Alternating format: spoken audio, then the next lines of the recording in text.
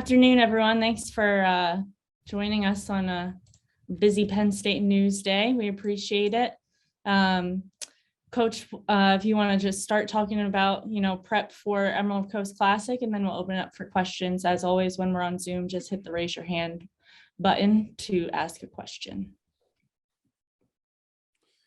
We were, got back to work right away today, and chance for us to learn from last night, take things that'll be helpful and learn from them that'll help us in the next few games, and things that won't help us, just, discard them and move on.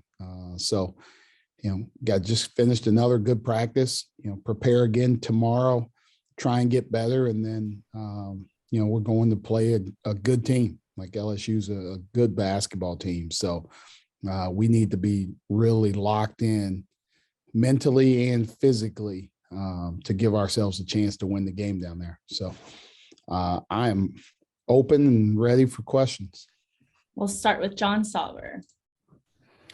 Hey, Micah, I asked you this a few months ago and figured I'd circle back to it. We talked about how Matt Painter delegated you guys as sort of coordinators. How do you delegate the duties amongst your staff? Do you have sort of an offensive and defensive coordinator, so to speak? We haven't. I haven't done it in that way yet with our group. And, it's still a learning process for me and for these guys working together. So that's something in the future where we may split it and do some offensive and defensive coordinator kind of roles. The things that were helpful, like when I was at Purdue, the first time I was there, I brought some concepts and ideas from Butler, things that were new to Purdue. And then they kind of played off of those concepts and created an offense, which they still run today. So me going back there was easy for him to put me into that role because I was already in it. And I knew it, which is different for these guys here on our staff because they haven't worked with me before. So a lot of the concepts are still new to them. So we split our scouts up between the three assistant coaches. They take kind of every other game and go through it in that way. And then I have help from some different guys in different areas. So I still handle a lot of our offense. Trey Wooded helps me with that because he's the closest one to knowing what we want to do, from his time with the Maine Red Claws, running the same offense that we were doing in Boston. So he kind of gives me prep to get ready for games and helps in that way. And our assistants handle the defense, getting, with help from, Mike Green and Bo Wagner and Grady Eifert and those guys, putting in a lot of input to help those guys be prepared for each scout. Max Ralph. Hey, Micah, how you doing? I'm great, Max. So we've seen Giovanni a couple of times here with the team warming up and everything. Just wondering if you have an update on kind of the situation with him and how close he is to fully rejoining you guys. You know what? With Giovanni, sorry, I'm throwing trash away. With Giovanni, the one thing that, he's back with us practicing, which is great. But he also missed a month of practice. And there were a lot of things that we put in, a lot of things that we're doing, a lot of things that are brand new, which are still new to him. And, I want to be fair to him that I want to put him in position to have success. I don't want to put him in position to fail. So he still needs to get up to speed with what we're doing. So he's doing a good job. He's getting a lot of reps in practice. I know that because, him coming back and being able to practice has allowed John to get more reps off in practice, right? John and Jelani can split some reps now, and Giovanni takes all the other ones. So he's getting up to speed a little bit quicker. And they're, hopefully sometime soon we can use him because, he can help us. And he's somebody that, we'd love to have out there and love to help us. But like I said, I want to put him in position to have success. That's the most important thing for me right now. Jonathan Drager. Hey, Coach, how are you doing? Great. All right, so looking at the LSU roster, your next opponent, it seems that they have been towering over your players with a 7-foot center. How do you plan to counter that center position? You know what? I don't know if it's been, I think everybody will tower over us. Like it's a matter of, sheer force and will more than size, right? I don't, what's the old saying? I don't even know it, but the dog, what's the size of the dog in the fight, but the size of the fight in the dog? Like that's who we need to be. And I say it all the time, like gritty, not pretty. Doesn't matter how it looks. Doesn't matter how tall somebody is. Like, chop them down bit by bit. And that's what we need to do. Like if there's a 7-foot guy out there and we got a 5'9" guy guarding him, we have to get it done. And, my question for you, Jonathan, is how do you eat an elephant? Do you know? Do you know that? Do you know that answer? I couldn't tell you the answer. One bite at a time. Spencer Ripchick. Hey, Coach, how are you? I'm doing great. Obviously, the offense had a ton of success yesterday. How do you carry that into this weekend with big name teams coming up? We just have to play the same way. Like we have to, and that's something that we talked about, today even, in our film session was continuing to move the ball, continuing to swing the ball from side to side, and keep people off balance with our movement. And that's what we want to continue to do. We're going to take whatever the defense gives us. But by moving the ball quickly from side to side, we put people in kind of disadvantaged situations. And that's what we want to continue to do. LSU is going to be a team that's going to switch every single screen, right? They're going to make it. They want to force you to be stagnant. They want to force you to stand and kind of look at them be set in their defense. And if we're stagnant offensively, like it's going to be hard to score on them. Like they're a really good defensive team. They're a really active team. They turn people over. They block shots at the rim. And if we play into their hands, it's not going to be good for the Nittany Lions. So we need to move the ball. We need to create open shots for ourselves. And then, knock on wood, we make those shots. Austin Groft. Hey, Coach. Congrats on the win yesterday. My question for you is, looking at the defensive side of the ball for your team this year, you held Cornell to 74 points, their lowest in the season. They averaged 87 coming to the game. And on the entire season, your holding teams is 68 points per game. So coming into Penn State, when you were teaching defense, what was more important, attitude or technique? I think our technique has to be great in terms of how we play, how we're going to do things, our positioning in terms of where we are. We needed to be a more disciplined group. And those were conversations I had right away when I got here. And for us to win in the Big Ten, we need to play a Big Ten style of defense, the defense that is conducive to winning in the Big Ten. And we're trying to do that. We're trying to get there. We're not there yet. We're not perfect. I think, I talked about it a couple games ago. We were let me get my numbers messed up. We were 325 and giving up 3-point percentage defense. Then we moved up to 307. And I think after last night, we moved up. And I looked at this late at night. So, I'm sorry if I give you the wrong number, but we're like 287 or 267, something in there. My numbers run together when it gets past midnight. But that's where we are. Like we're still not 100% disciplined in what we need to do, but we're getting better. We need to get better every single game. And, I was proud of our effort last night, and I thought we could have, held them. If we box out better, we probably keep them under closer to that 60-point number that we want to hold teams to. Madison Miller. Hi, Coach. So my question for you is, you talk a lot about what it means to connect together as a team. So how does the team bonding and connecting together, how is this important coming into your trip over holiday break? What are you looking to get out of it? I think if they get more time away from me, it's probably better for them. They're around each other a lot. And we have older guys, they've bonded, just through shared experiences of being through college together, 4 years of college anywhere. It's not the same for everybody at whatever school you're at, but you have some of the similar and shared experiences. Now they're kind of giving those to each other, and they enjoy being around each other.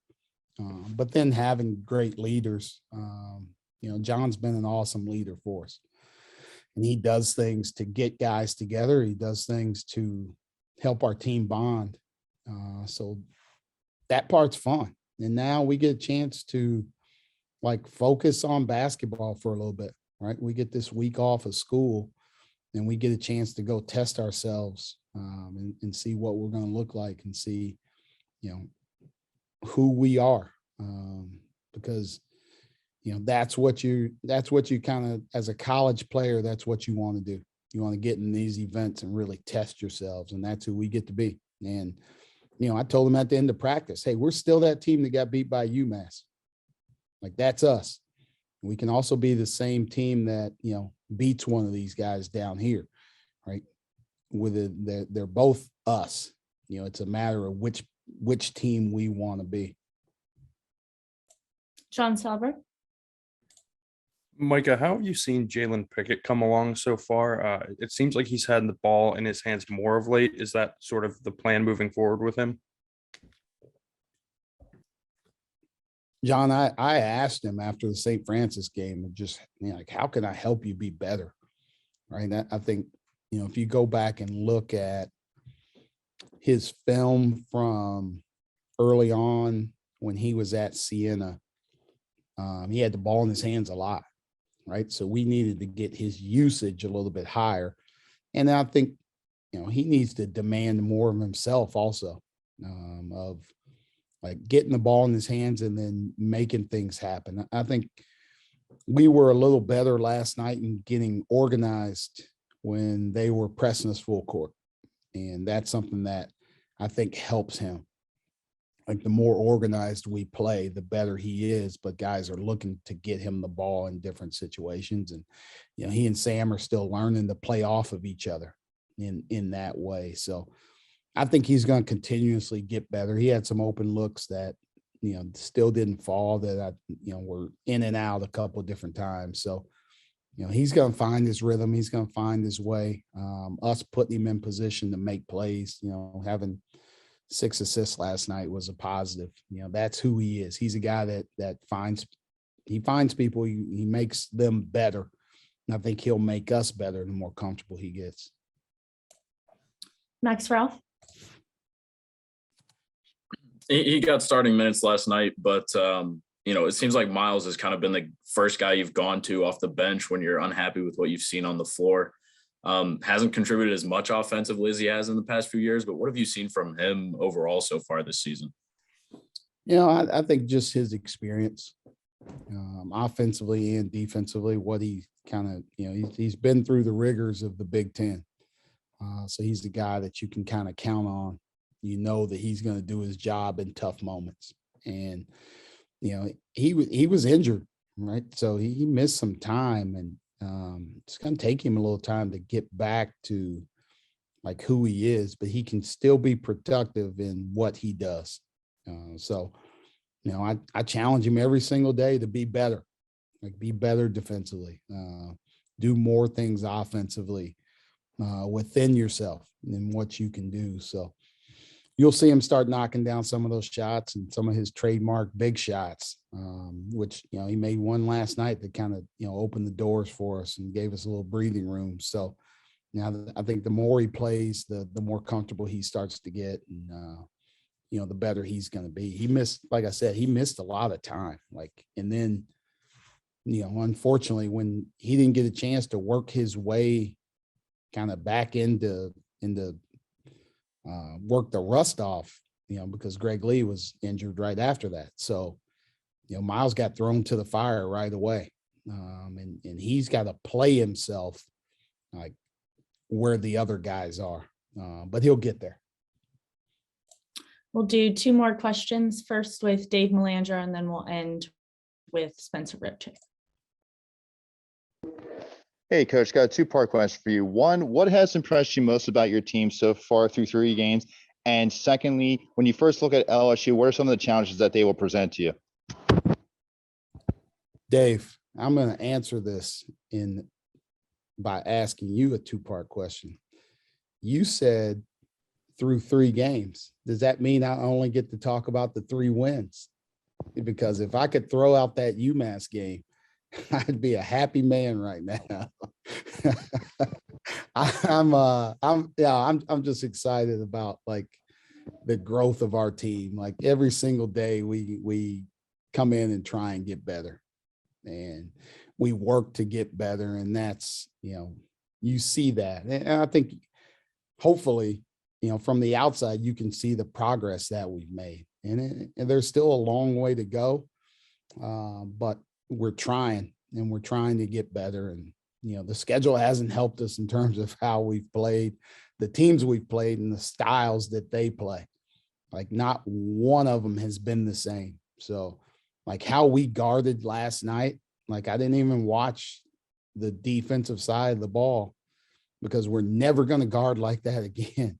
Like nobody else is playing the Princeton offense that we played this season. So like it doesn't help us. Like our effort in transition, our rebounding, those things could help us, but nothing else. So being able to learn from film, being able to learn from practice, that's what I'm most excited about with this group. LSU is a challenge just in terms of like they are a big, long, aggressive team, right? And I told our guys, number one, like you want to beat LSU. That was question number one. It was like, here's how you do it. A, B, C. Now, let's go out and focus on those things to help us beat LSU. That should be the only things on our mind as we pack and go on this trip. It's like, what do I need to do to beat LSU? And, hopefully they're doing that. Hopefully they're packing. Hopefully they're packing their hard hats because we're going to need them. Last question is Spencer. Hey, Coach. Yesterday you got some of the younger players involved. Do you think you'll continue to do that even with some tougher competition coming up? Yeah, that's my goal every game. And, I want to find more time for Dalian and, even Caleb. Like Caleb, has been a little behind with his development in terms of, being healthy. But like you got to find opportunities for Dalian, but those guys got to make their opportunities, right? Like we practice every day. Like they have to force me to play them by how they practice. And, for a young guy, those are the challenges that you kind of run into is, you have older guys in front of you and older guys who don't always want to come off the court and practice. Like, how do you get out there? How do you be productive in what you do in practice? And I think that's the biggest thing. And then like find them minutes when you can, because there's going to be a game that Dalian's going to help us win. Right. Like it's going to happen at some point in time. So we need to find the minutes each game and help him grow as a player so he's comfortable when that time comes. So that's what we're going to try and do each and every game. I wanted to play him more, but the situation didn't quite dictate it yesterday. Some of the older guys were playing well. So his kind of opportunity was limited, but we're going to try every game to give those younger guys an opportunity. Great. Thank you, Coach.